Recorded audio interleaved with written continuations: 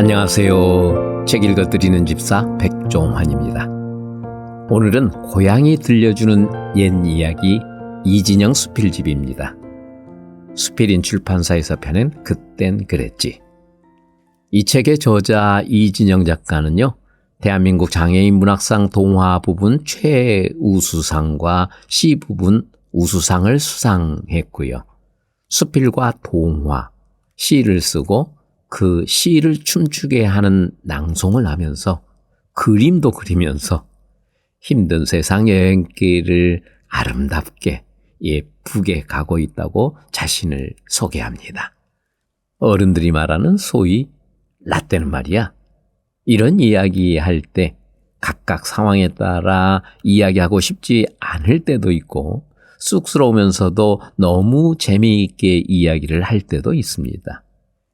이야기하고 싶지 않을 때든 쑥스러울 때든 그렇지만 꼭 하고 싶어서 라떼는 이렇게 전제하는 것이죠. 꼭 들려주고 싶어서요.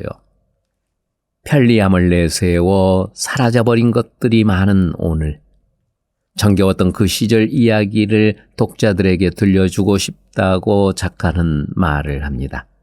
그땐 그랬지. 그 이야기를 들려주고 싶은 것입니다.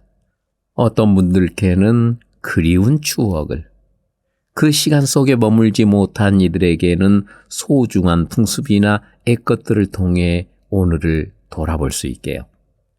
좋은 어제가 있었기에 더 좋은 오늘이 있다는 평범한 진리를 이진영 작가는 들려주고 싶다 합니다. 그래서 백종환 집사가 라떼의 이야기, 그땐 그랬지를 들려드립니다. 다듬이질.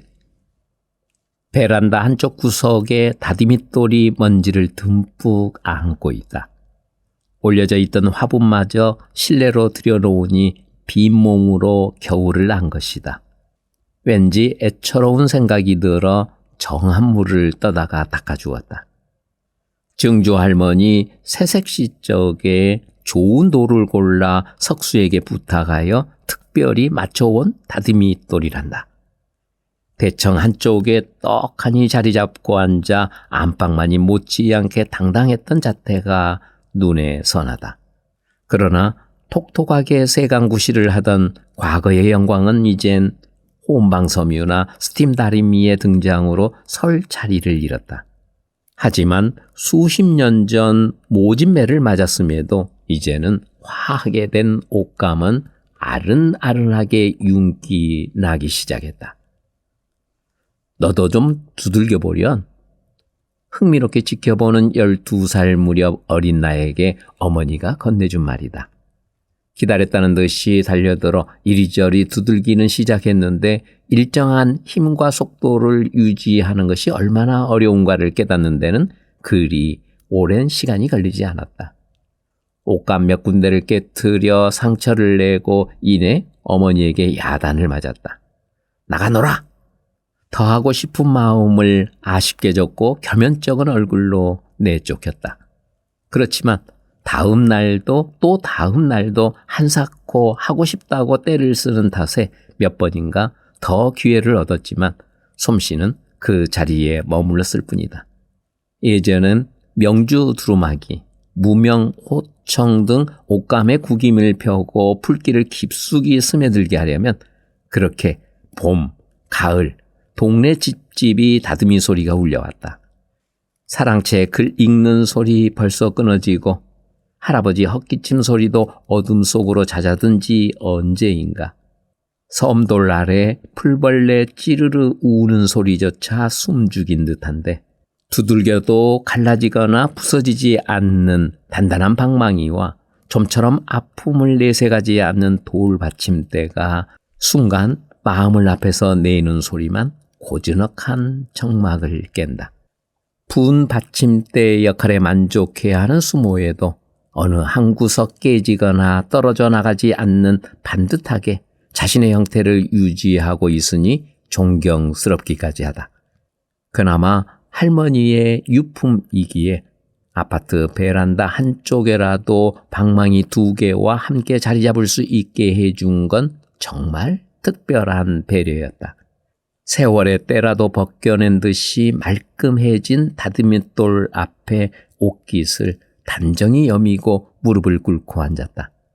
세월에 부딪혀 거칠어진 방망이를 양손에 잡고 빈 다듬이돌을 두들겨 본다. 도닥도닥. 맞은편에 어머니가 앉아 다듬이질하고 계신 듯하다. 어머니의 다듬이 솜씨는 남달랐다. 언니 혼사 때 함께 이불을 꾸미러 와주었던 동네 아주머니도 감탄했다. 초록 물감, 자색 물감을 들이고 풀을 먹인 후 알맞은 습기를 품고 있는 명주를 다듬이돌에 개켜 올려놓는다. 반듯한 자세로 입을 꼭 다물고 마주 앉은 이와 장단을 맞춰서 두들기기 시작하는데 어머니의 손놀림이 점차 고조된 순간은 북춤을 추는 무이나 악기를 다루는 애인처럼 느껴져서 한동안 숨죽인 채 지켜보곤 했다. 얼마만큼 두들기고 난 후 바람을 쐬고 다시 다른 쪽으로 개켜서 두들기니 아픔과 함께 풀기를 깊숙이 간직 도닥도닥 길게 혹은 짧게 높게 혹은 낮추어 두들기는 다듬이 소리는 단순한 소리가 아닌 듯하다. 어쩌면 여인네들 가슴 속에 한을 토해내는 소리인지도 모른다. 시집살이 고달파도 말 못하는 한을, 서방님 먼 길 떠난 후 돌아올 줄 모르는 답답함을 그렇게 두들기면서라도 풀어내지 않으면 어찌 견뎠겠는가. 그러니 두들기는 것이 어디 무명 옷감뿐이랴. 첫째는 응어리진 제 가슴이며 혹 덜어는 무서운 시어머니도 되고 야속한 서방님도 되고 얄미운 시누이도 되는 것을 어느새 치밀어 오르던 분노도 얼마큼쯤 숨죽이면 미움도 원망도 모두 창호지 문밖 서성이는 달빛 사이로 흘려보낸다. 다듬이질은 내려치는 방망이와 받아내는 돌 사이의 절묘한 속도감이 팽팽하게 존재한다. 그건 대립과 갈등이 아니라 던지고 받아내는 타협이다. 힘의 적절한 배분으로 인해 조화로움은 풀기가 겉돌아 서걱거리던 옷감, 올 사이사이로 꼿꼿한 풀기를 스며들게 한다. 명주, 무명 옷감들은 아픔을 견디어내고 비로소 깊숙이 받아들인 풀기와 하나 되어 윤기를 내기 시작하는 것이다. 이런저런 세상사, 온갖 잡념들도 스며들 수 없는 달관의 경지에 이르려면 그렇게 끊임없이 자신을 단련시켜야만 하겠는가. 또한 삐끗, 손길의 평정을 잃으면 모서리 옷감 한쪽 곁에 비명이 들려온다. 순간의 실수로 인해 가슴 한편에 메울 수 없는 구멍이 뚫리는 것처럼. 이루지 못한 꿈이며 홀로라도 한이 가슴 저리게 스며드는 밤이면 어머니의 다듬이 소리가 허공으로 흩어져 되돌아오곤 했다. 나 또한 빈 가슴이라도 내려치면서 달래보려던 날들이 얼마나 많았던가. 오늘도 빈 다듬이돌 위에 내 마음을 얹어놓아 본다. 도닥도닥 조심스레 두들기기 시작했다. 그러나 메마른 현실, 삶의 강약으로 적절한 감정의 균형까지 맞추지 못하니 쉽게 구김살이 펴질 리 없다. 또한 삶의 윤기를 내기까지는 주어진 아픔을 깊숙이 받아들여 합일의 경지까지 이르러야 하는데 끈기 있게 참아내기보다는 피해가는 요령을 더 빨리 터득하고 싶어 했는지도 모른다. 얼마나 더 두들겨야 가슴속 응어리를 풀어낼 수 있을까? 얼마나 더 많이 살아야 어머니처럼 익숙한 솜씨로 마음결 구김살을 펴고 꼿꼿한 풀기를 스며들게 할 수 있을까? 잠시였을 뿐인데 이렇게 어깨가 저려오니.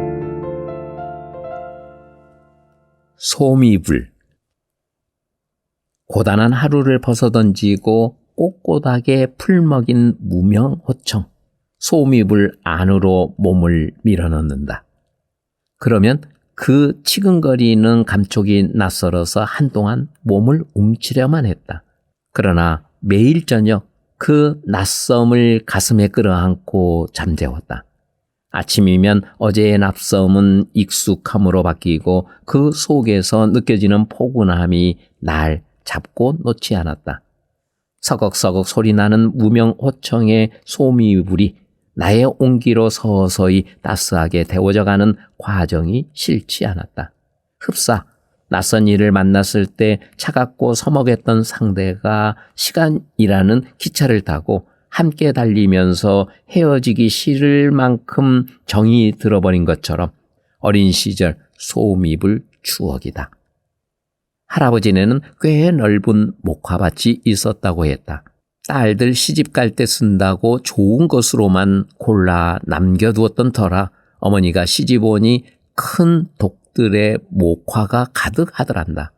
고모들 시집 보낼 때 솜을 틀어 이불료 꾸며주고 큰언니 태어나서 햇솜 두어 포대기 만들어주고 또 큰언니 시집 보낼 때 이불료 꾸며보내고 그렇게 쓰다가 남겨두었던 솜으로 만든 이불과 요가 몇 채 남아있었다. 언제인가 아파트로 이사를 오고 나서 침대를 들여놓았다. 아래목도 윗목도 없이 똑같이 따스한 방. 겨울이면 매몰찬 바람 헤집고 들어서던 창가를 가려주던 문풍지도 커튼도 크게 필요하지 않았다. 서둘러 빛깔 좋은 모포와 화학솜 이불을 새로 장만하여 침대를 꾸몄다.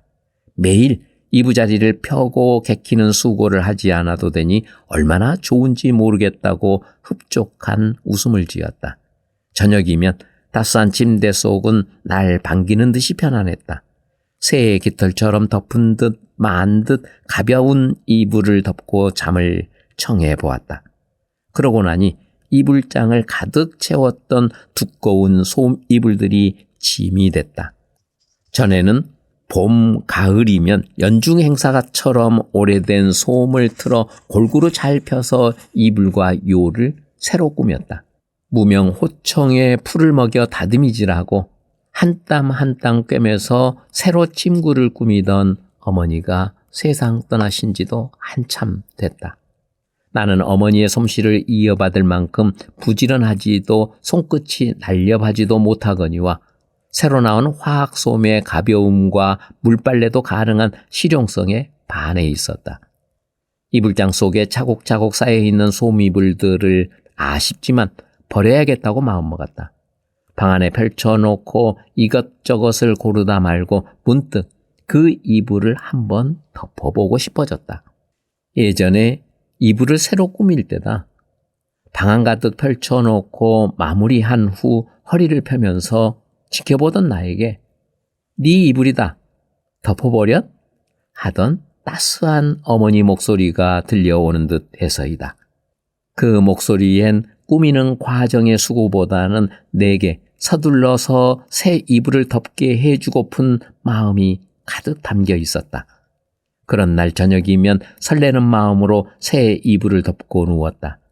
호청이 버석버석 소리를 내는 이불 속은 기분 좋은 서늘함이 있었다. 풀 냄새가 나는 듯도 했고 하늘을 날아다니는 좋은 꿈을 꿀 것만 같았다. 그 시절 깊은 겨울밤이면 얼어붙은 바람이 휘잉 소리를 내면서 앙상한 나뭇가지들을 흔들어냈다. 시린 먹빛 하늘이 토해내는 하얀 입김이 땅 위에 내려 앉았는가? 이른 새벽이면 발치에 떠놓은 자리까지 소복하게 얼어 올라온다. 유리창엔 얼음꽃이 만발하고 설사는 눈부셨다. 그래도 도톰한 솜 이불 속 나는 이 세상 어느 곳과도 바꿀 수 없는 최고의 봄 궁전에 머무는 듯 빠져나오기 싫어서 허우적거렸다. 솜 이불 속 편안함은 어머니 품 같았다. 피곤하고 힘든 하루를 기대어 쉬고 싶은 따스한 품.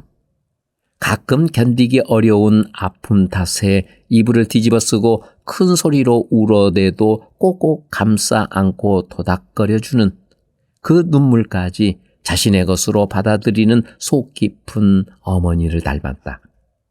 그렇게 목화솜은 우리의 땀을 흡수한다. 숨을 쉬지만 따스함을 내뱉지 않는다. 언제까지나 감싸 안고 있다. 다시 틀어 꾸미면 새 이불처럼 포근해진다.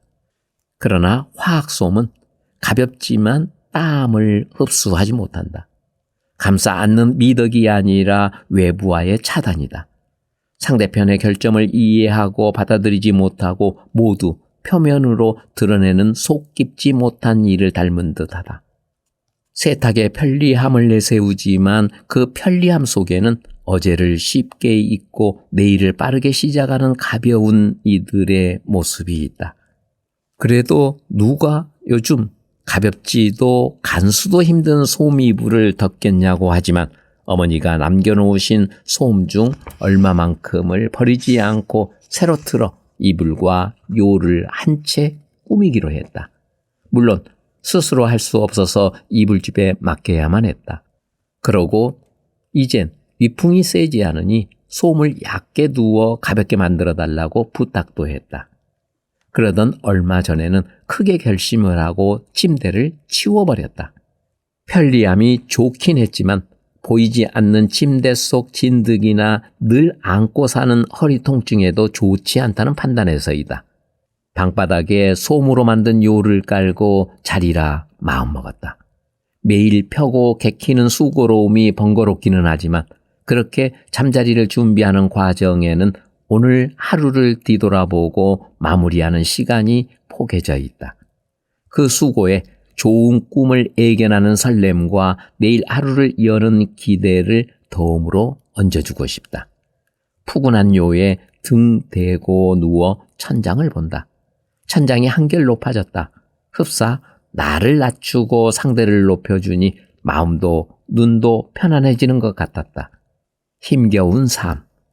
상처를 입고 지친 나를 받아들여 감싸 안아주는 듯한 솜이불 속에서 꿈을 꾼다. 가끔 힘들고 우울할 때면 눅눅해진 마음처럼 습기 찬 이불을 햇볕에 말려버리라. 다시 새로운 나를 만날 수 있도록. 쉰밥. 밥. 반듯한 상 위에서 결코 없어서는 안 될 존재로 따끈한 김을 모락모락 뿜어 올리며 세인의 사랑을 듬뿍 받았습니다. 제사상에도 제수로 진설하였으니 내 품위는 가히 짐작될 것입니다. 그러나 화무 11홍 꽃의 영화도 잠시입니다. 청춘이라는 이름이 섬광처럼 빠르게 가버린 것처럼 갓 지은 더운 밥에서 찬밥으로 다시 쉰 밥으로 전락하는 것도 순간입니다. 난 소외당한 서러움을 견딜 수 없어서 처절한 눈물만 흩뿌려야 했습니다. 오래전입니다. 어느 새댁 시적지근한 나를 코에 가까이 대고 킁킁거려 보더니 이내 낭패스러운 얼굴이 됩니다.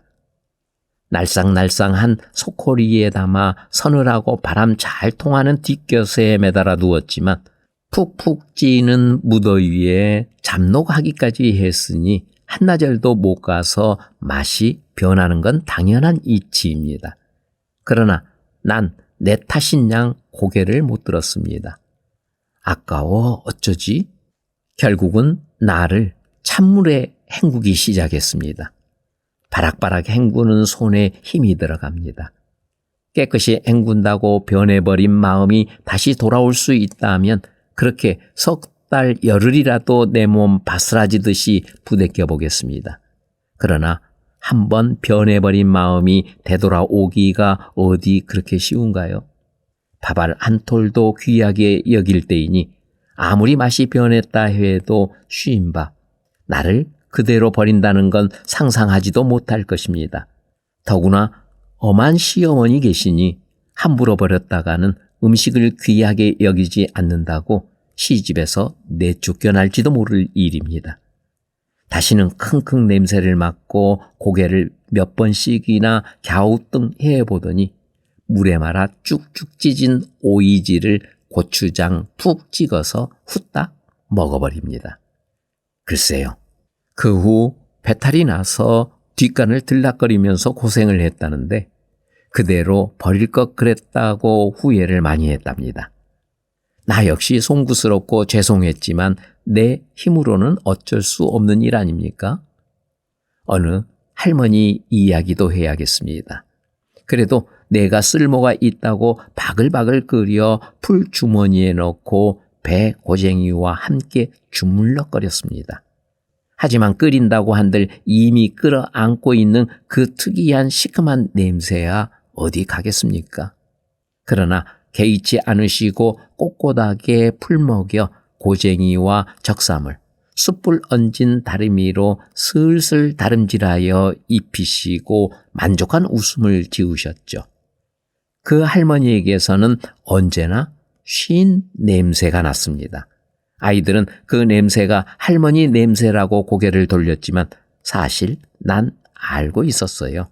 내 특유의 향기라는 걸. 그 할머니가 돌아가신 지도 여러 해 됩니다. 그래도 그때는 좋았습니다. 고개를 바짝 쳐들고 꼿꼿한 잣대를 뽐내며 사방을 두리번거릴 수 있었으니까요. 오늘 난 버림을 당했습니다. 마음 변함 냉정한 애인처럼 그렇게 머무릿거릴 시간도 없이 밀쳐내더니 아까워하는 기색도 없이 이제는 영 힘을 못 쓰는 늙은 머슴 내치듯이 그렇게 내쫓으셨습니다. 외출해서 돌아오신 후 밥솥을 열어본 이댁마님. 아차, 쉬었구나.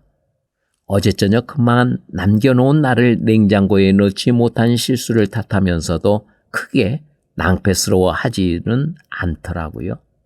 이내 냉동된 밥을 꺼내 가스레인지에 데워 밥상을 차렸습니다. 푹 쉰 것도 아니고 아주 약간 쉬었을 뿐인데 난 아쉬워서 중얼거렸지요. 마지막 기대를 해봅니다.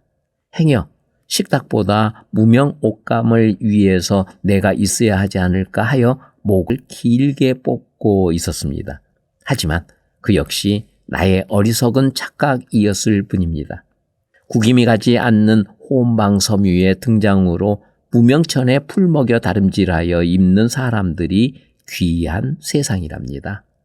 서로 있다 하여도 편리하게 세탁소로 보내거나 시판되는 향기가 나는 풀을 스프레이로 품어가면서 다름질한다니.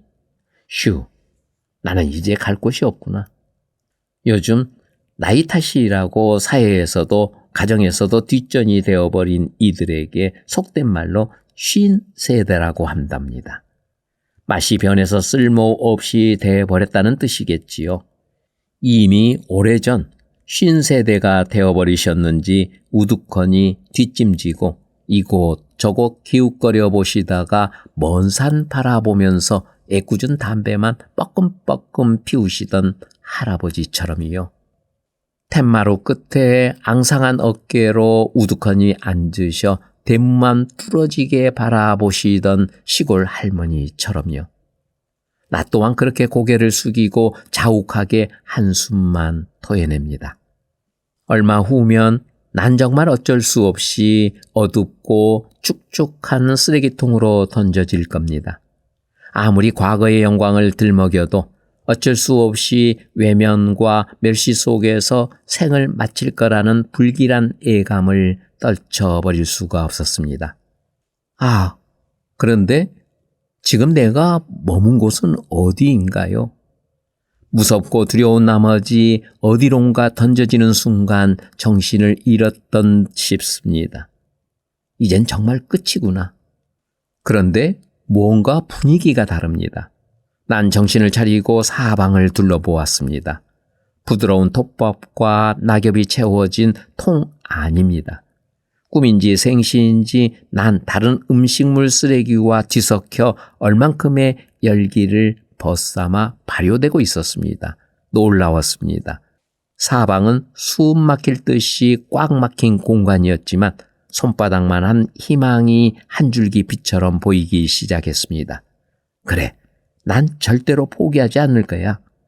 비료라는 이름으로 변신한 나는 얼마 후면 고운 빛깔 꽃으로 태어날 겁니다. 꽃밭에 뿌려져 꽃씨를 끌어안고 그와 하나 되었으니 실팍한 싹을 틔우고 푸른 줄기를 떠올려 눈부신 꽃으로 피어날 겁니다. 그러나 가만히 향기를 맡아보십시오. 분명 나의 향기가 깊숙이 배어 있을 겁니다. 돌아가신 옛분들이 스스로 비료가 되어 희생과 사랑으로 만들어 놓은 세상 꽃밭에서 아이들이 푸른 나무가 되어 옹골지게 자라나는 것처럼이요.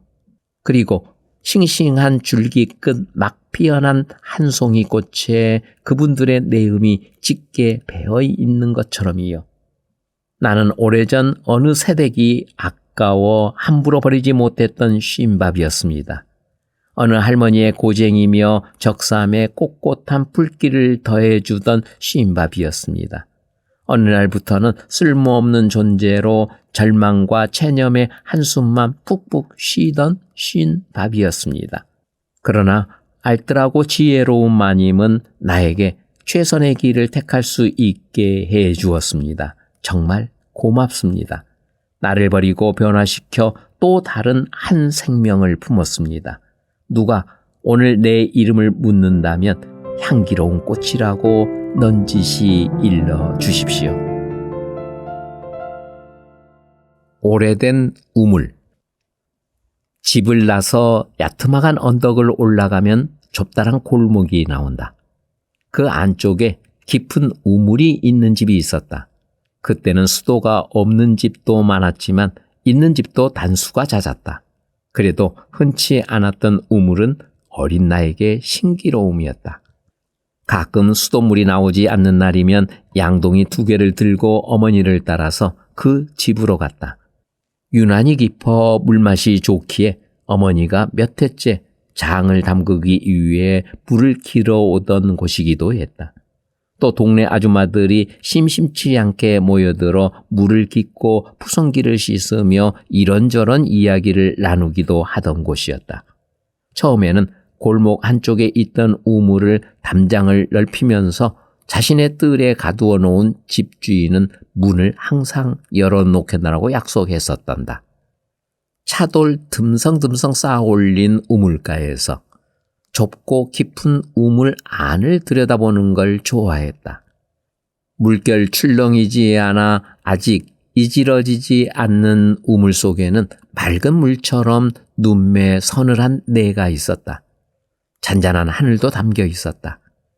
두레박이 한없이 내려가면서 철썩철썩 물과 마주치는 소리가 음악처럼 귀를 울렸다. 맑고 동그랗게 비쳐 보이던 우물 속 하늘이 이내 얼굴을 찡그리고 내 모습 또한 찡그려진 우물 안을 또 들여다보았다.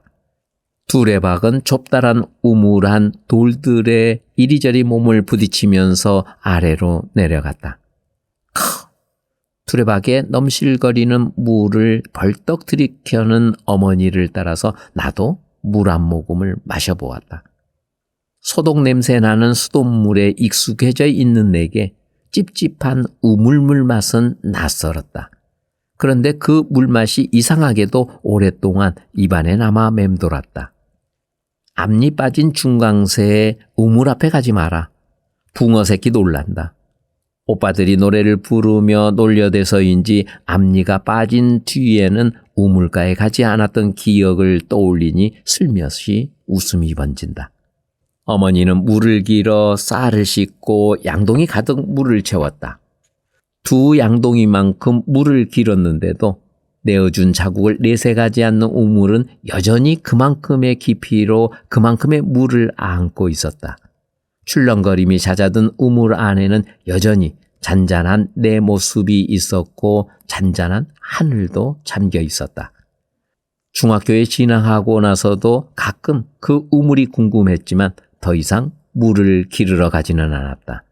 당시에는 좀처럼 단수가 되지 않았고 서로 단수된다 한들 미리 받아놓은 물이 있어서 우물까지 가지 않아도 됐기 때문이었다. 그러나 가끔 맛살이며 조갯살을 팔러 오던 행상 아줌마가 전해준 이야기는 집주인 남자가 찹쌀림 치르느라 빚에 몰려서 우물에 빠져 목숨을 끊었다고 했다. 아니, 마누라와 빚 독촉하러 온 이들 앞에서 엄포로 빠지겠다고 했다는데 그만 발이 미끄러져서 미처 손 쓸 수도 없이 빠졌다고 했다. 아쉽게도 우물은 이내 메워져 버렸고 모두의 기억 속에서 아득이 사라졌다. 모두의 우물을 뜰 안에 가두어 놓고 문을 열어놓겠다고 약속했던 주인이었다. 그러나 그는 약속을 지키지 못했다. 아니, 모두의 우물을 자신만의 우물로 차지하려던 욕심이 지나쳐서인가 홀로 끌어안고 가버렸으니 그 후 살던 동네에서 이사했고 그 오래된 우물도 잊혀졌다. 그러나 남다르게 연약한 몸으로 한 세상 살아오면서 채우려 해도 채워지지 않는 현실 속 갈증을 풀기 위해서인지 가끔 그 아득한 기억 속 우물가를 서성이곤 하였다. 흡사 제 탓이라고 제 가슴 치듯이 탕탕 두레박 천천히 내려가면서 좁은 우물벽에 이리저리 부딪히는 아픈 소리를 듣는다. 늘 높고 순수한 세상만을 목탁에 원했던 탓에 연이어 맑은 물을 길어 올리려 했는가 보다. 힘겨운 몸짓이 만들어낸 시퍼런 멍이 이끼가 되어 돌틈 사이에 숨죽이고 있었다. 꼭 그만큼의 하늘만을 안고도 만족하며 퍼내어도 다시 고이는 정 뿌리치지 못한 채 소구름 삼켰을 애달픈 사랑을 들여다본다. 중년을 훌쩍 넘긴 나이, 이제야 우물의 깊은 속내를 품었는가. 어느 결에 내 가슴 한복판에도 습윤한 기색이 아릿하게 퍼져나가니 가실 새 없이 검푸른 멍, 안으로만 머금었을 한 맺힌 가슴팍을 쓸어본다.